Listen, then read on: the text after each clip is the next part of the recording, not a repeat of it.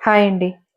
ఒక్కొక్కసారి మనం మన లైఫ్‌లో మనకి ఎంత స్కిల్ ఉన్నా, నాలెడ్జ్ ఉన్నా, మనం ఎంత ఫాస్ట్ లెర్నర్ అయినా ఎదగలేకపోవడానికి కారణం మన యాటిట్యూడ్, మనకి తెలియకుండానే డెవలప్ అయిన మన యారోగెన్స్. దీనివల్ల మనం పనిచేసే చోటులో మనం అందరినీ అట్రాక్ట్ చేయలేకపోతాం. అట్రాక్ట్ అంటే అందరి మన్ననలని పొందలేకపోతాం. దానివల్ల మనం సైడ్ లైన్ అయ్యే ప్రమాదం ఉంది. ఎట్లాగో చూద్దాం. ఒక ఆర్గనైజేషన్‌లో సూర్య, కిరణ్ ఇద్దరు పనిచేస్తూ ఉంటారు. సూర్య చాలా ఫాస్ట్‌గా ఏదైనా నేర్చుకోగలడు. కిరణ్ కొంచెం నెమ్మదిగా అడుగులేస్తూ ఉంటాడు. అయితే కిరణ్ సీనియర్స్‌కి రెస్పెక్ట్ ఇస్తూ, అందరితో మాట్లాడుతూ, అందరి అభిప్రాయాల్ని గౌరవిస్తూ, చిన్నవాళ్ళైనా సరే, సీనియర్ మోస్ట్ అయినా సరే, వాళ్ళతో ఎప్పుడు కలివిడిగా ఉంటారు. సూర్య అలా కాదు. తనకేదైనా వస్తే అవతల వాళ్ళతో అసలు షేర్ చేసుకునేవాడే కాదు. అయితే కొన్ని కొత్త ప్రాజెక్ట్స్ రావడం వల్ల సీనియర్ మేనేజ్మెంట్ ఈ టీంలో ఉన్న సీనియర్స్ని అడుగుతుంది, కొత్త ప్రాజెక్ట్కి ఎవరిని లీడర్షిప్ మనం నామినేట్ చేద్దాము అని.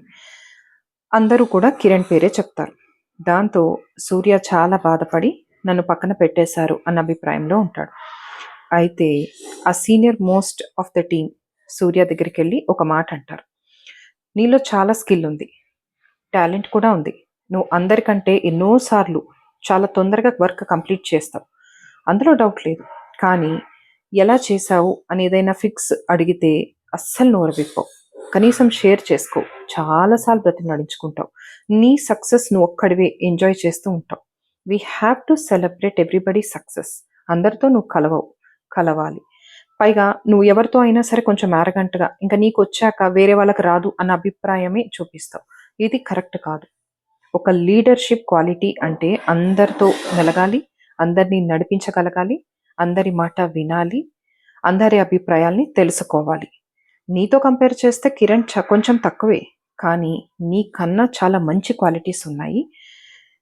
స్కిల్ ఒకటే కాదు, మిగతా క్వాలిటీస్ అన్నీ కూడా కౌంట్ చేశాకే మేము కిరణ్ని నామినేట్ చేశామని అతనికి మెల్లగా నచ్చచెప్తారు.